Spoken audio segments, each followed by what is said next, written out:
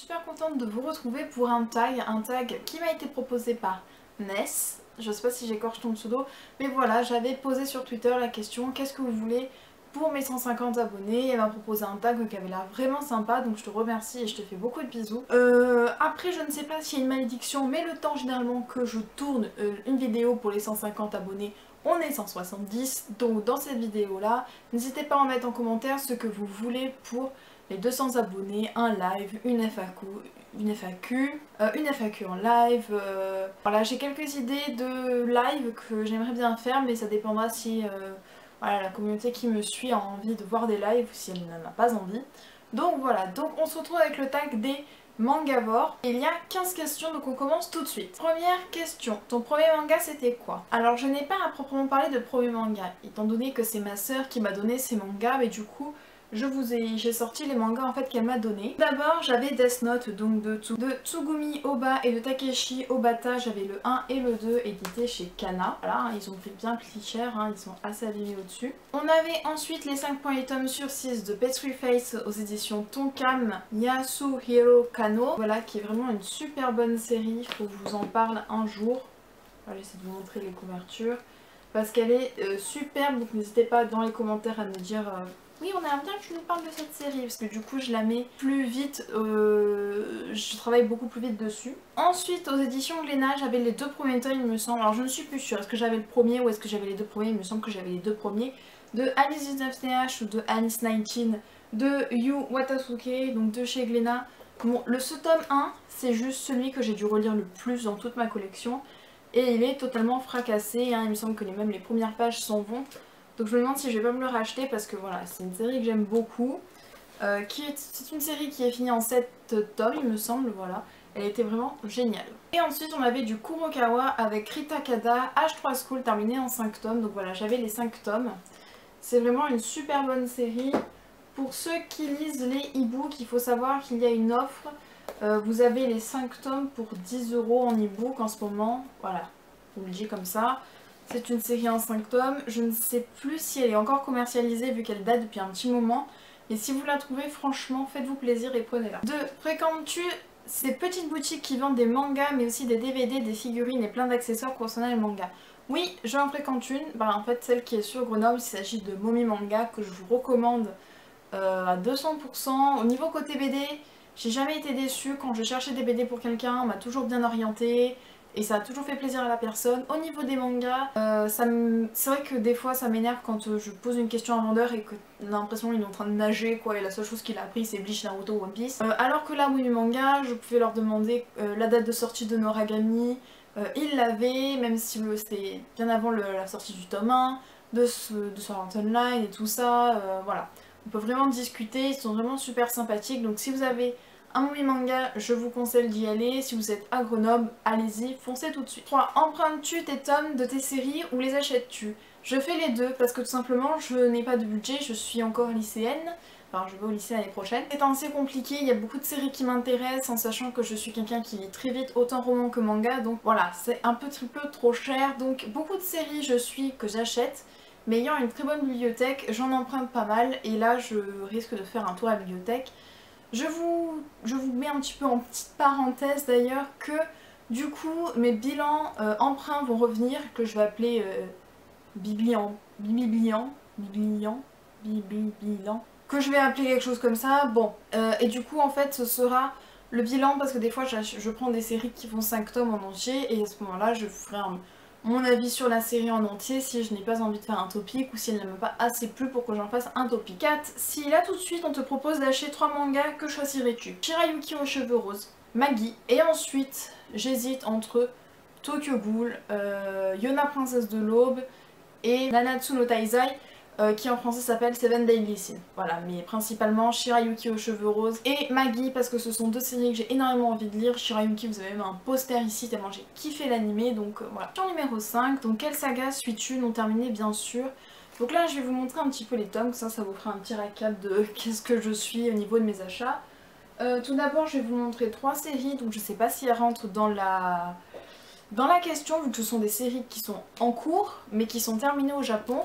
Donc on a tout d'abord le shoujo Crystal Girl de Shieu Takaoa qui se termine en 5 tomes et il me semble que le tome 5 sort au mois de juin. On a ensuite Akatsuki de Motoki Koide qui se terminera en 9 tomes et qui a actuellement 4 tomes en cours, qui est sorti au mois de juin aussi. Et la série Are You Alice de chez Kaze, le dessin de Ikumi Takagari et le scénario de Ei Ninomiya, voilà, qui est vraiment super sympa et qui se terminera en 12 tomes. Maintenant on passe aux séries en cours, donc la durée de la série est totalement indéterminée. Tout d'abord on a un manga de chez Doki Doki, il s'agit de Iris Zero, de Otaru Takana et de Piroshiki qui est actuellement en 5 tomes et qui est en attente. C'est vraiment une super bonne série, c'est un... il me semble que j'hésite, c'est un shonen... Non, c'est un seinen ou c'est un josei, mais voilà, elle est vraiment très sympathique. C'est une série qui malheureusement est en attente vu que l'auteur est malade, mais je la suis vraiment... Ensuite, bien sûr, mon gros chouchou, il s'agit de Black Butler, avec aujourd'hui plus de 21 tomes. Donc édité chez Kana par Yana Tsoboso, qui est vraiment magnifique, mais... Voilà, moi encore heureux, j'ai commencé quand il y avait une dizaine de tomes, donc j'ai pu suivre un peu les tomes comme ça. Mais si vous voulez commencer Black Butler, cherchez-le en occasion parce que 21 tomes, c'est un petit peu long quand même. Ensuite, on a un global manga, voilà, un Radiant de Tony Valentine édité chez Ankama qui est vraiment magnifique, qui se compose de 4 tomes actuellement et le 5e tome sort bientôt et il me semble avoir entendu des rumeurs sur un coffret qui sortirait avec les 4 premiers tomes dedans, donc... Si vous voulez vous procurer la série, je vous conseille d'attendre un petit peu, voir ce que donne ce coffret, s'il peut être sympathique. Ensuite, on a Food Wars, voilà. Donc Food Wars aux éditions Tonkam, le scénario de Yuto Tsukuda, le dessin de Shun Saeki et avec la collaboration de Yuki Morisaki. Voilà, Food Wars, c'est un ami qui m'a extrêmement conseillé, qui lit les scans. J'aime beaucoup ce manga sur la cuisine, il a actuellement plus de 10 tomes en France et plus de 17 au Japon, donc si vous la commencez, sachez au courant qu'elle est quand même assez longue. On a ensuite un autre de mes petits chouchous, il s'agit de Servant aux éditions Doki Doki de Tanaka Strike, qui compte à ce jour 8 tomes, et un 9e tome va sortir bientôt, et il n'y a pas de... Voilà, on ne sait pas combien de tomes va finir la série. Ensuite, on a Nisekoi, donc Amour, mensonge et Yakuza, donc de Naoshi Komi. Aux éditions Kaze, il y a actuellement plus de 19 tomes, et je ne sais plus qui m'a mis sous l'une de mes vidéos, il me semble que c'est l'un de mes derniers book hauls, que Nisekoi ne se terminait en 22 tomes. Je n'ai pas eu le temps de répondre aux commentaires encore, mais j'ai cherché sur les sites et le 23e tome est sorti, la série est toujours en cours, donc si tu as tes sources, n'hésite pas à le mettre en dessous pour que je regarde. Ensuite on a la série Blue Exorcist de Kazue Kato chez Kaze, voilà, je crois que je me fais la réflexion à chaque fois. Donc voilà, une superbe série qui est actuellement 16 tomes en cours, donc bah logique, faut que j'arrête de dire ça. Voilà, donc ça c'est vraiment une super série Exorcist, j'adore totalement. Là on va un peu plus rentrer dans les entre guillemets nouveautés de l'année ou de l'année dernière, hein, voilà. Tout d'abord la série Renbonzei chez Kaze de Minami Mizuno, voilà, qui est très sympathique, c'est un petit shoujo où on suit 4 garçons. Il me semble que j'ai déjà fait une présentation sur ce manga. Ensuite on a Before the Fall, enfin la tête des titans Before the Fall de Pika, avec, bon, on va juste dire que le dessin est de Satoshi Siki et le caractérisateur de Torres Shipamoto, vu qu'après il y a 2 autres noms, le mangaka et le roman dont il est tiré, donc voilà, c'est le préquel de Shingeki. Vu que j'avais pas vraiment les moyens de m'acheter Shingeki, je me suis dit que je m'achèterais celui-là. On a ensuite Noragami de Adachi Tokira aux éditions Pika, je pense qu'il n'y a pas vraiment besoin de parler de Noragami vu tellement que c'est connu. Ensuite Seraph of the End avec ses 6 tomes parus en France et plus de 10 tomes au Japon. Le scénario de Takaya Takagami, le dessin de Yamamoto et le storyboard de Daisuke Fuyura aux éditions Kana qui est vraiment sympathique. Il y a d'ailleurs un starter pack, je vous invite à aller le prendre. On a ensuite le deuxième global manga de mes séries en cours, il s'agit de Save Me Peachy qui est actuellement 4 tomes, qui est écrit par Elsa Brandt et qui est édité chez Kana. Ensuite on a Père et Fils édité chez Kiyun par Mi Tagawa qui est vraiment sublime et qui a 2 tomes en cours il me semble au Japon, mais voilà 2 tomes en cours en France pour l'instant. Et on finit avec Kazane de chez Kiyun de Daruma Matsura qui est vraiment magnifique, il y a plus de 8 tomes au Japon il me semble, donc une série qui promet quand même quelques tomes. Question numéro 6, tes mangas préférés? Oui parce que en fait c'est pas un book haul, hein, c'est un tag, hein, même si j'ai un peu dérivé. Donc mes séries préférées, il y a Black Butler, Noragami, Fairy Tail, Degreyman et Shingeki no Kyojin. Voilà, en principal, mes préférés, c'est celle-là. Question 7. Et ceux que tu détestes? Alors c'est très rare que je déteste un manga, généralement c'est pas mon goût, ou alors c'est pas les attentes que, voilà, que je m'y attendais. Mais je lis très peu de choses que je ne suis pas sûre d'aimer, c'est que des trucs que j'emprunte. La seule chose, le seul manga que j'ai vraiment détesté, c'est L'éternité peut-être, dont j'ai lu les 2 premiers tomes, dont j'ai rien compris, donc j'ai rien pité, j'ai rien compris où l'auteur voulait nous en venir. C'est une série en 8 tomes et en plus les dessins étaient moches, donc voilà. Alors ma wishlist, je l'ai remis un petit peu au propre pour cette vidéo. En fait, elle se compose, bon du coup je l'ai mis dans un cahier un peu chelou. Tout d'abord, en fait, je fais la liste de tout ce qui sort par mois. Oui, je suis peut-être une grande folle, mais en gros, je fais la liste de toutes les nouveautés qui sortent sur le... Par exemple, donc là j'ai fait jusqu'à juin. Et je note les nouveautés qui ont l'air intéressantes et tout cela. Donc voilà, donc ça prend des pages. J'adore écrire, donc c'est pratique, hein. Voilà, hop. Et ensuite, on a un genre de récap que je vous montrerai si ça vous tente en plus en photo. Et en fait, donc là, on a la wishlist avec les mois. Et surtout, ce qui est bien pratique, c'est que du coup, je note à côté si les tomes sont en cours ou si elles sont terminées. Ce qui me permet de rapidement repérer une série de 2016 qui finira en 3 ou 4 tomes et que du coup, je peux me lancer dedans, ce sera pas très long alors que je vais pas me lancer dans une série qui va faire 25 tomes et que je suis pas au courant. Et ensuite, on a ma wishlist globale, donc là c'est des tonnes et des tonnes et des tonnes de noms. Voilà, j'ai pas encore fini de les mettre au propre, mais en gros, ça fait à peu près 4 pages, hein, c'est assez violent. J'ai beaucoup trop de choses à m'acheter. Et donc, j'ai en question 9. As-tu un mangaka fétiche? Non. Ouais, en fait, oui et non, c'est bizarre. C'est-à-dire que là, en ce moment, j'ai vraiment envie de lire des œuvres de manga que j'aime bien. Mais en mangaka en fétiche, c'est extrêmement rare. On a les Clamp, mais je suis pas sûre qu'on peut dire mangaka fétiche. Parce que du coup, c'est une lignée, en fait, de mangas qui sont ensemble. Donc on pourrait mettre Clamp. On pourrait mettre l'auteur de Fullmono Sagashite, dont je me souviens pas le nom, dont j'ai lu Gentleman's Alliance Cross.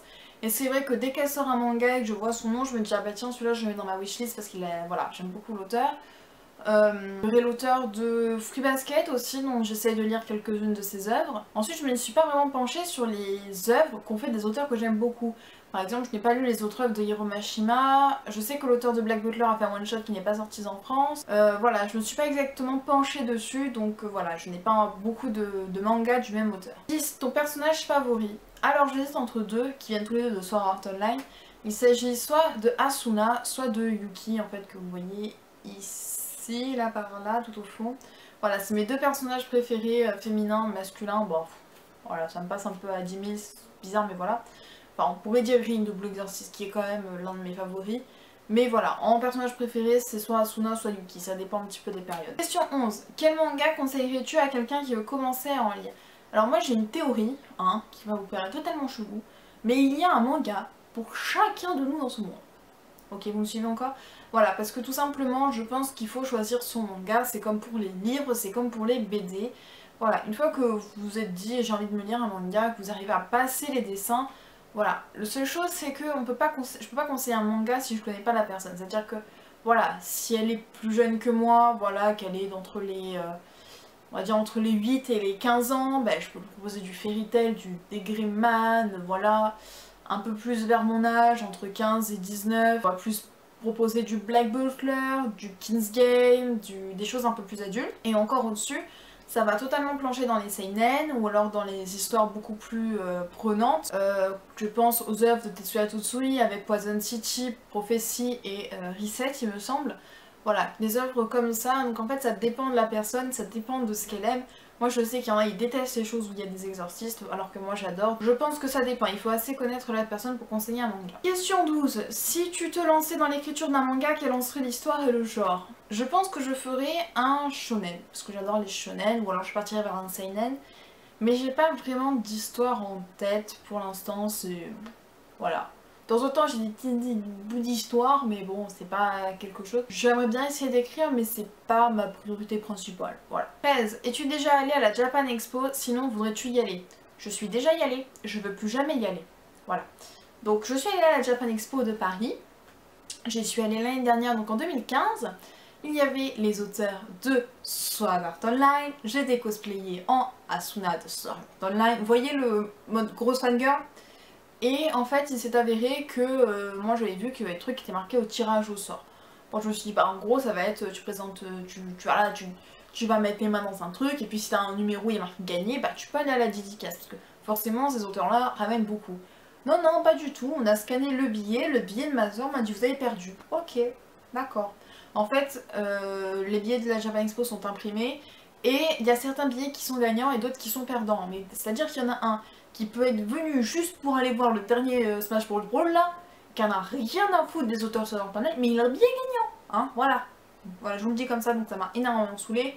On a dû aller voir le concours de cosplay, on sait pas ce qui s'est passé, on n'a même pas pu rentrer, il y avait 300 personnes avec nous, ils n'avaient pas compris ce qui s'était passé.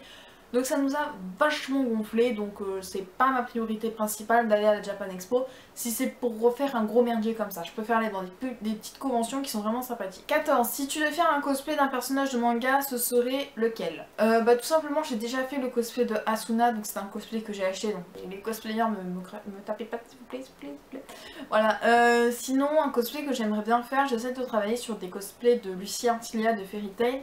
Simplement parce que ça permet d'avoir une seule perruque et de pouvoir travailler sur plein de tenues différentes vu qu'elle change de tenue à chaque arc. Mais il faut encore que j'arrive à sortir de la machine à coudre, donc ça risque d'être dur. 15. Regardes-tu des animés? Oui, je regarde des animés, pas en ce moment vu qu'en fait j'ai des périodes où je regarde des animes à mort et des périodes où j'en regarde pas du tout. Là c'est une période où je préfère lire que regarder des animés, donc ce qui se passe en ce moment, je ne regarde aucun animé. Je vais m'y remettre cet été vu qu'il y a quelques titres qui me semblent vraiment intéressants à voir. Mais bon voilà. Ce tag est à présent terminé, je voulais vous remercier encore une fois, merci beaucoup pour ces 150, mais même pas, ces 170 abonnés. C'est vraiment, wow, je suis vraiment impressionnée, je suis vraiment super contente, je me dis ouais j'ai réussi à faire quelque chose. Mais c'est surtout à vous que je vous remercie parce que voilà, vous êtes là, vous me suivez et voilà, je connais les gens qui me suivent régulièrement, je les vois. D'ailleurs si vous suivez régulièrement mes vidéos et que vous mettez pas forcément de commentaires, mettez un petit commentaire sous celle-là, comme ça je vous verrai, je fais ah celle-là, c'est une abonnée de la première heure, je la retiens. On sait jamais hein, voilà, je fais des délires totalement chelous. Donc je vous laisse et je vous retrouve dans une prochaine vidéo. Ciao!